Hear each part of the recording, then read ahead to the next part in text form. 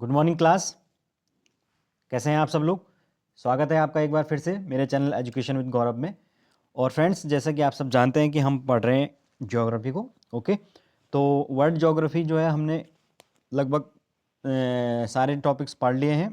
और जो इसमें एक आध टॉपिक जो रह गए हैं, जैसे एग्रीकल्चर वाला और कुछ फैक्चुअल चीज़ें हैं, वो सिर्फ आप वो खुद से आप पढ़ सकते हैं। चाहे तो मैं उसका एक मेरे पास एक छोटा सा पीडीएफ पड़ा हुआ है, तो वो मैं डाल दूंगा कहाँ पर, टेलीग्राम ग्रुप में। ओके, तो टेलीग्राम, मेरे जो टेलीग्राम का लिंक है वो मेरे वीडियो के डिस्क्रिप्शन बॉक्स में डाल रहा हूँ। आप लोग उस लिंक पर क्लिक कीजिए और टेलीग्राम ग्रुप को ज्वाइन कर लीजिए। वहाँ पर मैं उसको डाल दूंगा। साथ के साथ में और जो अदर क्वेश्चंस मुझे इधर उधर से मिलेंगे जीके के, वो भी मैं वहाँ पर डाल दूंगा। ओके, तो चलिए शुरू करते हैं। और अगर आपको नोट्स चाहिए फ्रेंड्स, तो आप मुझसे इस व्हाट्सअप नंबर पर कांटेक्ट कर सकते हैं। आपको नोट्स यहाँ पर प्रोवाइड करवाए जाएंगे। ओके, चलिए शुरू करते हैं दोस्तों आज का हमारा सेशन। तो जैसे कि मैंने बताया आपको कि हमने जो है वो विश्व का जो भूगोल है उसको पढ़ लिया था। और आज जो है मैंने बोला था कि हम भारत का भूगोल पढ़ेंगे। ओके, तो आज के जो है वीडियो के अंदर, जैसे कि आपने थंबनेल में देखा है, तो आज जो है हम इंट्रोडक्शन, भारत के भौगोलिक विस्तार, ये सब चीज़ें जो है हम देखने वाले हैं। ओके, तो मेरे साथ बने रहिए लास्ट तक और सारी चीज़ें जो हैं आप समझते हुए चलिए। ओके, तो चलिए दोस्तों शुरू करते हैं हम आज का सेशन। तो आज जो है हम बात करने वाले हैं भारत का भूगोल, इंडियन ज्योग्राफी की। सबसे पहले हम बात करते हैं कि जो भारत है यानी हमारा देश है, उसका जो पुराना नाम है वो क्या है, आर्यवर्त है। ये सब आप जानते हैं। और अन्य किन किन नामों से जाना जाता है, भारत के नाम से जाना जाता है, हिंदुस्तान के नाम से जाना जाता है जो ईरानियों ने इनको भारत को दिया था, और साथ के साथ इंडिया के नाम से जाना जाता है जो यूनानियों ने दिया है। ओके, तो इस तरीके से अलग अलग नामों से अलग अलग जगह के आए हुए लोगों ने हमारे देश का नाम रखा, लेकिन वर्तमान में है ज़्यादातर इंडिया के नाम से ही इसको जाना जाता है। ओके, अगर हम स्थिति की बात करें, कहाँ पर, वर्ल्ड के एक मैप के ऊपर हम भारत की स्थिति की बात करें, तो स्थिति कहाँ पर आती है, उत्तरी गोलार्ध में। सबसे पहले तो दो गोलार्ध है हमारे, दक्षिणी गोलार्ध और उत्तरी गोलार्ध। तो जो हमारी स्थिति है वो उत्तरी गोलार्ध में, और उत्तरी गोलार्ध में भी कहाँ है, उत्तर पूर्व में है ना। यानी कि अगर हम पूरे के पूरे ग्लोब को, मैप को 4 टुकड़ों में डिवाइड कर दें, तो हम कहाँ पर आएंगे, उत्तर पूर्व में आएंगे। ओके, ये है उत्तर और ये पूर्व, यानी कि हम जो है इस वाले क्वार्टर के अंदर आ जाएंगे। ओके, तो फ्रेंड्स ये है हमारी आपकी भौगोलिक स्थिति। ओके, चलते हैं आगे। आगे जो है वो है जनसंख्या के आधार पर विश्व का दूसरा व क्षेत्रफल के आधार पर विश्व का 7वां देश हम कहलाते हैं। तो आप जानते हैं कि दुनिया के अंदर जो है सबसे ज़्यादा जो पॉपुलेशन है वो कहाँ पर है, चाइना के अंदर है। और उसके बाद दूसरे नंबर पर कौन है, इंडिया है। ओके, और क्षेत्रफल की बात करें तो हम विश्व के 7वें सबसे बड़े देश हैं। ओके, तो फ्रेंड्स ये है हमारा कुछ मोटा मोटी जनसंख्या का। आगे चलते हैं, आगे इसको देखिए, इसके माध्यम से हम भौगोलिक विस्तार को समझेंगे। भौगोलिक विस्तार की जहाँ तक बात आती है, तो देखिए ये सपोज मैं एक मैप पे इसको खींच लेता हूँ। तो हम बात अगर करें तो भारत का जो सबसे पूर्वोत्तम बिंदु है वो, और पश्चिमी बिंदु 6.5 डिग्री 45 मिनट से लेकर 37 डिग्री 6 मिनट तक जो है वो आपका अक्षांशों पर पूरी की पूरी आपकी लंबाई है पश्चिम से पूर्व तक। जब सबसे पिछला जो सबसे पश्चिमी बिंदु है वो है गहीर माथा सरक्रीक, गुजरात में ये स्थित है। यानी कि ये सबसे पश्चिम पश्चिम सबसे वेस्टर्न पॉइंट कह सकते हैं आप इसको।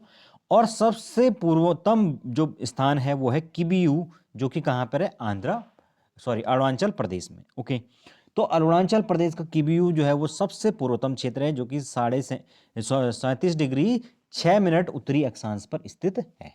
ठीक है, आगे हम बात करेंगे अगर हम उत्तर दक्षिण की, तो उत्तर में दक्षिण में 68 डिग्री 7 मिनट से लेकर उत्तर में 97 डिग्री 25 मिनट तक जो है यहाँ पर देशांतर जो है हमारा फैला हुआ है पूरा का पूरा। यानी कि उत्तर से दक्षिण तक ये विस्तार है। सबसे उत्तरी जो बिंदु है वो है आपका इंदिरा कोल, जो कि कहाँ पड़ता है, JN की यानी जम्मू एंड कश्मीर के अंदर। और इंदिरा पॉइंट हमारा सबसे दक्षिणतम बिंदु है, जो कि आपका ग्रेट निकोबार द्वीप के पर पड़ता है। आप जानते हैं कि हमारे क्या है, सबसे जो निचला बिंदु वैसे तो कन्याकुमारी है। तो फ्रेंड्स, लेकिन हमारा जो अंडमान और निकोबार है वो भी भारत का ही भाग है। तो उसके हिसाब से सबसे ऊपर तो अंडमान द्वीप है और नीचे जो है फिर निकोबार द्वीप है, तो उसमें भी ग्रेट निकोबार जो द्वीप है उस पर इंदिरा पॉइंट जो है वो सबसे दक्षिणतम बिंदु हमारे देश का हो जाता है। तो ये हमारा कुछ भौगोलिक विस्तार है, समझ रहे हैं आप लोग। तो ये चारों जो है नाम आपको याद रखने, बहुत पूछा जाता है, खासकर इंदिरा पॉइंट तो बहुत ज़्यादा पूछा जाता है। आगे चलते हैं। आगे जो है हम बात करेंगे जो कर्क रेखा है ना, ट्रॉपिक ऑफ कैंसर जिसको कहा जाता है कर्क रेखा, ये भारत के बीचों बीच से होकर गुजरती है लगभग, और ये भारत के 8 राज्यों से होकर गुजरती है। कितने राज्यों से? 8 राज्यों से होकर गुजरती है। भारत की जलवायु है वो कैसी है? मानसूनी जलवायु है। तो जो भारत की मानसूनी जलवायु है वो इसको क्या करती है? 2 भागों में विभाजित करती है, उष्ण व शीतोष्ण कटिबंधीय। समझ गए? तो भारत की जो जलवायु है वो कैसी है? मानसूनी जलवायु है। याद रखना, भारत की जलवायु कैसी है? मानसूनी जलवायु है, ठीक है। और मानसूनी जलवायु होने के कारण जो है वो भारत मानसूनी जलवायु का प्रदेश कहलाता है। लेकिन चूंकि ये कर्क रेखा भारत के बीचों बीच से गुजर रही है तो ये क्या कर देती है? भारत को 2 प्रकार के प्रदेशों में विभाजित कर देती है। जो कर्क रेखा के नीचे वाले प्रदेश हैं वो उष्ण कटिबंधीय में आ जाते हैं, और जो उसके ऊपर वाले हैं वो शीतोष्ण कटिबंधीय में आ जाते हैं, है ना। अब कौन कौन से वो प्रदेश हैं जो जहां जहां से ये रेखा गुजरती है? तो ये हैं गुजरात, राजस्थान, मध्य प्रदेश, छत्तीसगढ़, झारखंड व पश्चिम बंगाल, त्रिपुरा और मिजोरम। तो फ्रेंड्स इसके बारे में कई बार पूछा जाता है, निम्न में से किन राज्यों से होकर जो है वो कर्क रेखा नहीं गुजरती है? तो इनमें से कोई ऑप्शन दे देगा और एक अदर राज्य दे देगा। तो याद रखने की ट्रिक क्या है? मित्र पर गमछा झाड़ू, ठीक है। तो देखिए याद रखिए, मिजोरम, त्रिपुरा, पश्चिम बंगाल, आपका राजस्थान, गुजरात और मध्य प्रदेश, छत्तीसगढ़ और झारखंड। तो इस तरीके से इसके माध्यम से हम पूरा का पूरा इसको याद रख सकते हैं किन 8 राज्यों से होकर हमारी ये कर्क रेखा गुजरती है। ओके, समझ रहे हैं आप लोग? तो चलिए शुरू करते हैं कह रहा हूं मैं, आगे बढ़ते हैं। तो आगे हम बात करेंगे कि जो भारत है वहां पर जो एक मानक समय रेखा है जिसके बारे में हमने पहले भी बात की थी वर्ल्ड ज्योग्राफी में, कि जो मानक समय रेखा है वो हमारी है 82.5 डिग्री पूर्वी देशांतर। कौन सी है? 82.5 डिग्री पूर्वी देशांतर रेखा। और ये कहाँ से गुजरती है? भारत के इलाहाबाद जो शहर है वहां पर नैनी जो जगह है वहां से गुजरती है। और ये जो मानक समय रेखा है इसका क्या काम होता है? ये जो रेखा है ये बताती है कि पूरे के पूरे भारत में, चाहे वो ईस्ट हो, वेस्ट हो, नॉर्थ हो, साउथ हो, वहां पर जो है वो समय कौन सा होगा। समझ गए? ये, और ये जो समय है ये कितना होगा? ग्रीनविच जो लाइन है उससे 5.5 घंटे आगे होगा। मैंने बताया था आपको कि जो ग्रीनविच लाइन है वो कहाँ से गुजरती है? वो लंदन से गुजरती है। लंदन का जो ग्रीनविच शहर है वहां से गुजरती है ग्रीनविच लाइन, जो कि कितने डिग्री है? 0 डिग्री। और वहां से जब हम आगे की तरफ अक्षांश आगे के देशांतरों पे बढ़ते हैं तो फिर समय बढ़ता है, और पीछे जाएंगे तो समय घटता है। तो आगे हम आते हैं भारत पर, और भारत तक आते आते कितना टाइम हो जाएगा आपका? 82.5 डिग्री पूर्वी देशांतर, और उसको जब हम टाइम में कन्वर्ट करेंगे तो वो हो जाएगा 5.5 घंटे। ओके। और भारत के अंदर भी फ्रेंड्स, चूंकि भारत का विस्तार आप देख सकते हैं कितना बड़ा है, यहाँ गुजरात से लेकर और अरुणाचल प्रदेश तक। तो जो ईस्टर्न वाले क्षेत्र होते हैं इनमें, जो कि भाई ये तो हमने कृत्रिम रूप से मानी है ना ये रेखा, लेकिन समय तो जो है वो नेचुरल रूप से चलेगा। अब यहाँ पर जो हमारे ईस्टर्न स्टेट हैं यहाँ पर बहुत जल्दी सूर्योदय हो जाता है। आप लगा दीजिए कि हमारे यहाँ जो है वो ऑलमोस्ट उनसे 2 घंटे बाद सूर्योदय होता है। तो इसीलिए जो है वो लोग कई बार मांग भी करते हैं कि हमारे लिए क्या होनी चाहिए, जो ये रेखा है ये 2 होनी चाहिए, मतलब एक से ज़्यादा जो है वो समय रेखा भारत के अंदर होनी चाहिए, ताकि जो ईस्टर्न स्टेट्स हैं वहाँ पर समय अलग प्रकार से चले, 2 घंटे लेट चले, है ना। क्योंकि उन लोगों को भाई उनके लिए तो 2 घंटे पहले ही सुबह हो गई यार, हमारे यहाँ 2 घंटे बाद हो रही है, लेकिन टाइम उनका वही है ना। तो फ्रेंड्स आप लगा सकते हैं कि उनके ऑफिस टाइम में ही वहाँ रात हो जाती होगी, है ना। तो इस तरीके की दिक्कतें आती हैं, लेकिन अभी तक जो है वो भारत का एक ही मानक समय है, वो है इलाहाबाद के नैनी से गुजरता है। ओके, याद रखेंगे आप लोग इतनी सी बात। तो चलते हैं आगे। आगे जो है हम बात करेंगे हमारा कुल क्षेत्रफल, टोटल एरिया हमारा कितना है। तो हमारा एरिया टोटल है हमारे पास 32,87,263 वर्ग किलोमीटर, है ना। तो ये जो एरिया है ये है दुनिया का, यानी कि अगर हम टोटल वर्ल्ड का क्षेत्रफल की बात करें तो 2.4%, समझ सकते हैं। पूरी दुनिया का हमारे पास मात्र 2.4% हमारे पास ज़मीन है और पूरी दुनिया की 17.2% जनसंख्या हमारे देश में निवास करती है। तो आप समझ सकते हैं कि भारत के अंदर जो पॉपुलेशन की जो डेंसिटी है वो इतनी ज़्यादा क्यों है। क्योंकि देखिए आप, ज़मीन हमारे पास सिर्फ 2.4% है और पॉपुलेशन है 17.2, यानी कि दुनिया की दूसरी सबसे बड़ी पॉपुलेशन 130 करोड़ की पॉपुलेशन भारत के पास है और ज़मीन के नाम पर सिर्फ 2.4%। तो इसी वजह से जो है वो भारत के अंदर एक सघन जनसंख्या घनत्व पाया जाता है। ओके, चलते हैं आगे। आगे जो है वो हम बात करेंगे क्षेत्रफल के हिसाब से सबसे बड़े जो हमारे राज्य हैं वो हैं, सबसे बड़ा राजस्थान हो जाता है, फिर आता है मध्य प्रदेश, फिर है महाराष्ट्र, फिर है उत्तर प्रदेश। तो इस प्रकार से ये बढ़ते से घटते क्रम में मैंने लिखा हुआ है। तो क्षेत्रफल के हिसाब से इस प्रकार से डिवाइडेशन है। कुल हमारे जो जिले हैं वो हैं आपके 707 जिले, जिनमें अगर हम क्षेत्रफल के हिसाब से देखें सबसे बड़े जो जिले हैं हमारे वो है कच्छ जो कि गुजरात में है, लेह जो कि जम्मू कश्मीर में है, अब तो लेह लद्दाख अलग अलग बन चुका है आप जानते हैं, है ना। उसके अलावा जैसलमेर राजस्थान में है और बाड़मेर ये भी राजस्थान में। तो ये कुछ बड़े जिले हमारे देश के अंतर्गत आते हैं। नेक्स्ट है जनसंख्या की दृष्टि से जो सबसे बड़ा राज्य है हमारा, हम सब जानते हैं उत्तर प्रदेश। लगभग 22 करोड़ की आबादी उत्तर प्रदेश की है। फिर है अगर हम देखें कि सबसे सघन यानी कि सबसे ज़्यादा डेंस पॉपुलेशन कहाँ पर है, तो सब जानते हैं कि कहाँ पर है, बिहार में। बिहार देखिए क्षेत्रफल के हिसाब से कितना छोटा है, मतलब वहाँ से जब बिहार से झारखंड अलग हुआ तो उसके बाद से तो क्षेत्रफल के हिसाब से काफ़ी छोटा है, लेकिन उस हिसाब से जो एरिया है वो आप देख सकते हैं, जो लोग हैं वो बहुत ज़्यादा हैं। 1106 स्क्वायर किलोमीटर का यहाँ पर जनसंख्या घनत्व है, यानी कि 1 स्क्वायर किलोमीटर की में लगभग 1106 लोग रहते हैं। तो आप समझ सकते हैं कि कितना ज़्यादा घनी आबादी यहाँ पर होगी। ओके, नेक्स्ट है सबसे छोटा जो हमारा राज्य है वो है गोवा, है ना। तो सब जानते हैं भाई गोवा सबसे छोटा राज्य है, लेकिन क्षेत्रफल की दृष्टि से है। अगर जनसंख्या की दृष्टि से बात करेंगे तो सिक्किम जो है वो सबसे छोटा राज्य हो जाता है और यहाँ पर 6.18 लाख पॉपुलेशन है ना। तो फ्रेंड्स जो सिक्किम है उसकी पॉपुलेशन कम होने के कारण ही वहाँ पर देखते हैं हम कि जो सरकारें हैं उसके वो अच्छे तरीके से मैनेज कर पाती हैं। दूसरी बात कि सिक्किम का जो आपका इन्वायरमेंट है वो बहुत अच्छा है, क्योंकि पॉपुलेशन इतनी कम है ना। और इस वजह से जो है आप जान सकते हैं कि ज़्यादा जो है वो मानवीय हस्तक्षेप नहीं होगा और इन्वायरमेंट अच्छा रहेगा। आगे चलते हैं। आगे हम बात करेंगे कि जो सबसे लंबी हमारी तट रेखा यानी कि जो कोस्टल लाइन है, यानी कि समंदर से सटी हुई रेखा किस राज्य की सबसे ज़्यादा है, तो वो है गुजरात। 1915 किलोमीटर की इसकी कोस्टल लाइन है। इसी कारण से दोस्तों गुजरात जो है वो काफ़ी डेवलप स्टेट भी माना जाता है ना।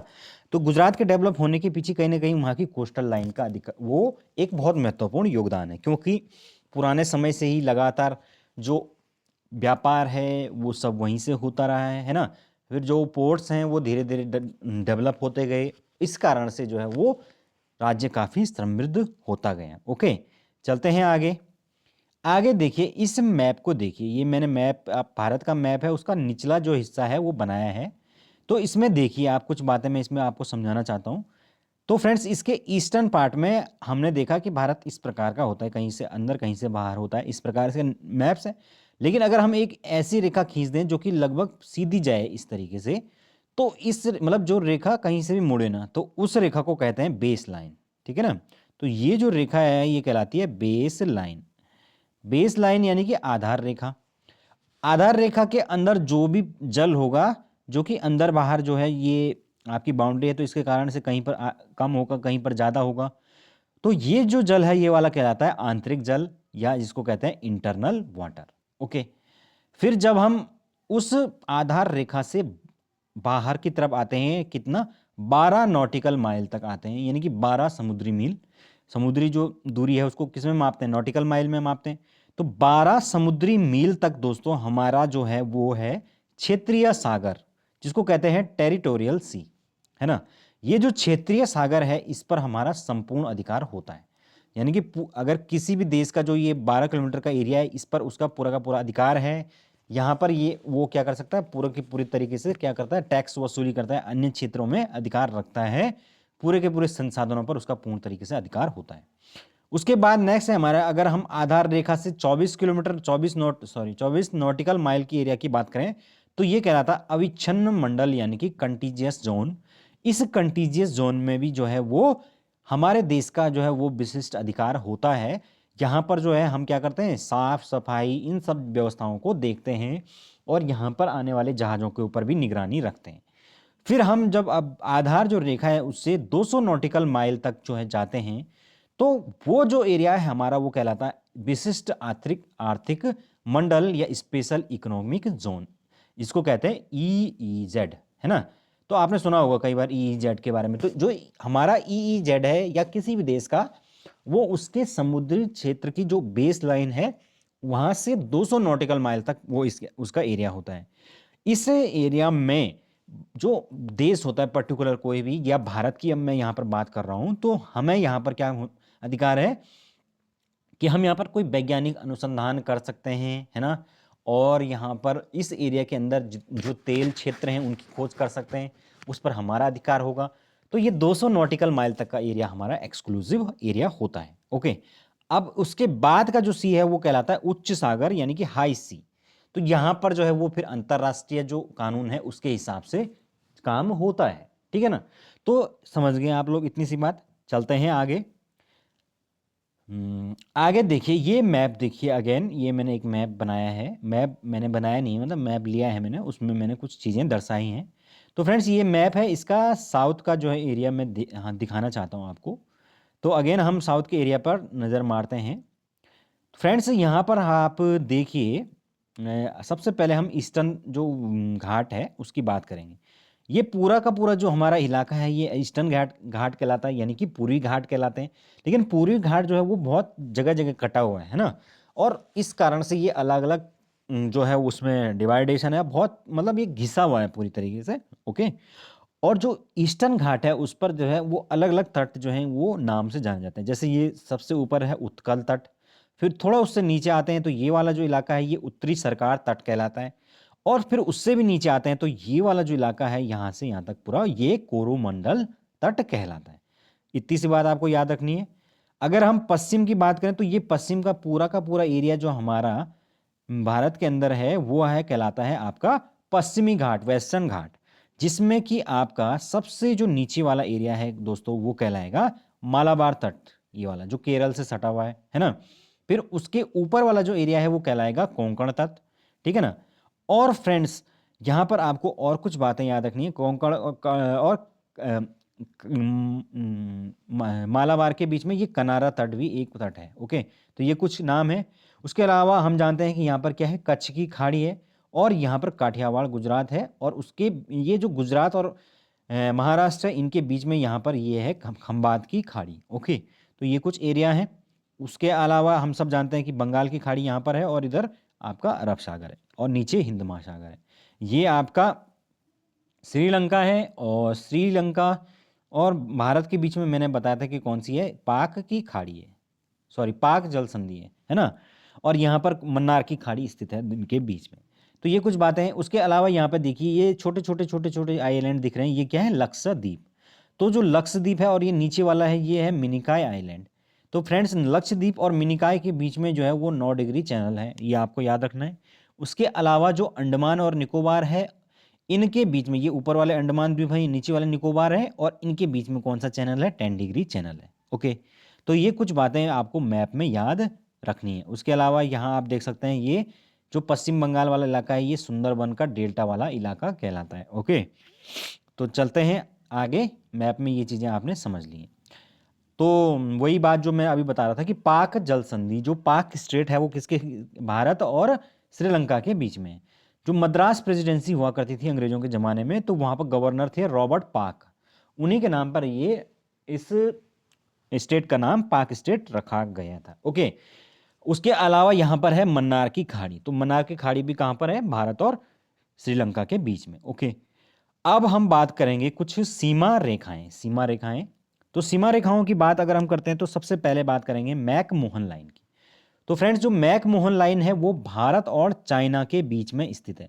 अब ये जो मैक मोहन लाइन है ये केवल पूर्वी भागों में स्थित है, पश्चिमी भाग में जहां अभी विवाद चल रहा है वहाँ पर सीमा जो है वो डिसाइड ही नहीं है। और दूसरी बात कि ये 1914 में बनी थी ये मैकमोहन लाइन, तो हेनरी मैकमोहन जो है, मैकमोहन उनकी अध्यक्षता में निर्धारित की गई थी। तो अभी जो है चाइना बोलता है कि भाई हम तो ये मानते ही नहीं है ना, उस टाइम की जो है ये हम लाइन मानते नहीं है, ठीक है। तो फ्रेंड्स ये भारत और चीन के बीच में आपको याद रखनी है। उसके अलावा हमारे पास दूसरी जो लाइन है वो है रेड क्लिफ, तो वेरी फेमस है आपके भारत और पाकिस्तान के बीच में। यह रेड क्लिफ सबसे अशांत क्षेत्र माना जाता है ये, ओके। तो यहाँ पर जो है आप जानते हैं लगातार हर दिन जो है गोलीबारी वगैरह होती ही रहती है। 1948 में जो सिरिल रैडक्लिफ थे, जिनको कि मतलब सीमा निर्धारण करने का जिम्मेदारी सौंपी गई थी, तो उन्होंने उन्हीं की अध्यक्षता में ये लाइन डिसाइड की गई थी, ओके। आगे हम बात करेंगे डूरंड लाइन की। तो जो डूरंड लाइन है वो भारत और अफगानिस्तान के बीच में है। अब भारत और अफगानिस्तान के बीच में तो ये बोलने के लिए है, एक्चुअली में जो भारत का इलाका जो कि पाकिस्तान के कब्जे में है अभी पीओके वाला, ये उसके और अफगानिस्तान के बीच में, लेकिन भारत चूंकि उसे अपना भाग मानता है तो हम बोलते हैं कि हमारे और अफगानिस्तान के बीच में ये लाइन है, डूरंड लाइन। 1896 से ये लाइन इसको निर्धारित किया गया था, ओके। तो फ्रेंड्स ये है। उसके अलावा जो अभी मैंने बात की थी, कुछ चैनल यानी कि कुछ अक्षांश रेखाएं, जैसे कि 8 डिग्री जो चैनल है वो मालदीव और मिनिकॉय के बीच में है। 9 डिग्री चैनल है आपका लक्षद्वीप और मिनिकॉय के बीच में। 10 डिग्री जो चैनल है वो अंडमान और निकोबार के बीच में है। ग्रेट चैनल है अंडमान और इंडोनेशिया के बीच में। उसके अलावा ये एक हमारे कुछ महत्वपूर्ण चैनल है और कुछ और महत्वपूर्ण बातें, जैसे कि हमारा राष्ट्रीय जो पक्षी है वो कौन है, मोर, जिसका नाम है पावो क्रिस्टस, जो कि 1963 में हमारा राष्ट्रीय पक्षी घोषित हुआ था। राष्ट्रीय जो पशु है हमारा वो है बाघ, जिसका नाम है वैज्ञानिक नाम पैंथ्रिस टाइग्रिस। 1972 से जो है ये राष्ट्रीय पशु घोषित हुआ। आगे राष्ट्रीय जो हमारी भाषा है वो, सॉरी राजभाषा, राष्ट्रीय भाषा नहीं राजभाषा, राजभाषा है हमारी हिंदी। 14 सितंबर 1953 को पहला हिंदी दिवस मनाया गया और उससे उसी दिन जो है हिंदी को राजभाषा घोषित किया गया, ठीक है। आगे चलते हैं। आगे हम बात करेंगे राष्ट्रध्वज। राष्ट्रध्वज हम जानते हैं तिरंगा है और इसका जो प्रारूप है वो तैयार किया था पिंगली वेंकैया ने। और 22 जुलाई 1947 को संविधान जो हमारी सभा बनी थी उन्होंने इसको स्वीकृत किया था, किसको, राष्ट्रध्वज को, ठीक है। तो ये कुछ बातें हैं। आगे आगे हम बात करेंगे राष्ट्रगान। राष्ट्रगान है जन गण मन। 24 जनवरी 1950 को घोषित किया गया। पहली बार कब गाया गया, 1911 में कलकत्ता अधिवेशन में कांग्रेस की, ठीक है। तो पहली बार ये कलकत्ता अधिवेशन में गाया गया। आगे राष्ट्रीय गीत है हमारा वंदे मातरम। राष्ट्रगान किसने लिखा है, रविंद्रनाथ टैगोर ने। राष्ट्र गीत जो है उसके रचयिता हैं कौन, बंकिम चंद्र चटर्जी, जो कि उन्होंने कहाँ से, उसमें उसकी रचना किसमें की थी, आनंद मठ में, ओके। ये पूछा जाता है कि वंदे मातरम किससे लिया गया, तो आनंद मठ से लिया गया है। 1896 में कलकत्ता अधिवेशन में ये पहली बार गाया गया था, ओके। तो ये कुछ बातें हैं। आगे हमारा जो राष्ट्रीय जलीय जीव है वो है हमारा गंगा नदी की डॉल्फिन, और 2008 से इसको घोषित किया गया राष्ट्रीय जलीय जीव। स्थानीय नाम है इसका सू सू, ओके।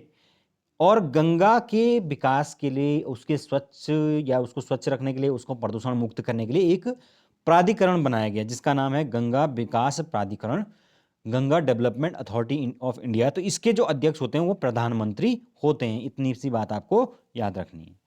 उसके अलावा जो सबसे बड़ा डेल्टा है वो सुंदरवन का है हमारे देश के अंदर, पश्चिम बंगाल में ये पड़ता है। और ये डेल्टा आधा से ज़्यादा जो है वो पहले तो पूरा भारत का ही पार्ट था, लेकिन जब विभाजन हुआ तो ये कुछ बांग्लादेश में चला गया। तो बांग्लादेश का जो निचला हिस्सा है वहाँ पर भी ये पूरे के पूरे सुंदरवन के डेल्टा इलाके पड़ते हैं।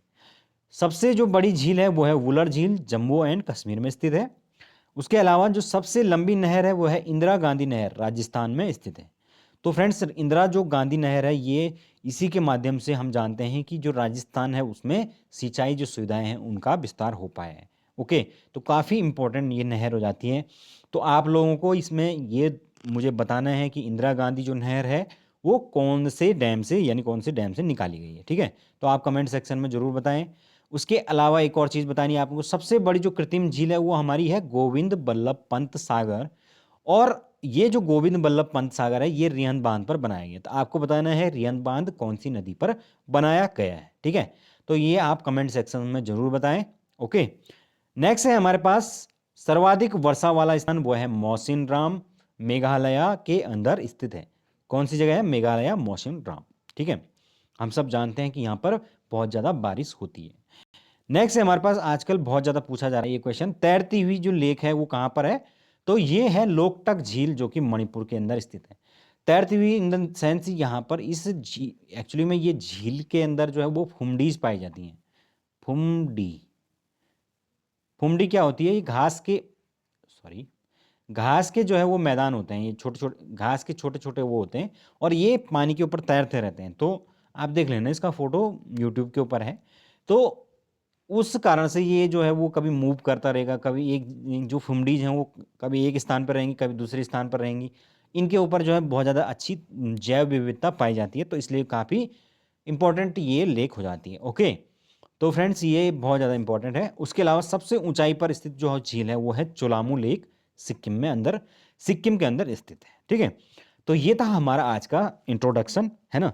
आज हमने भारत की जो है वो सारी इंपॉर्टेंट चीज़ें जो है भारत के भूगोल के अंदर डिस्कस की, जो भी आपका प्राइमरी पूछी जाती है। ओके, अब हम कल से जो है वो बाकी के जो टॉपिक्स हैं, जैसे कि भौगोलिक स्थिति में क्या क्या विस्तार होता है और बाकी चीज़ें डिटेल से पढ़ेंगे। ठीक है, तो फ्रेंड्स आई होप आप लोगों को अच्छा लगेगा, और आप लोग ज़रूर इसको लाइक कीजिए भाई, और सब्सक्राइब भी कर लीजिए। और सब्सक्राइब नहीं करते हैं लोग, पता नहीं क्यों।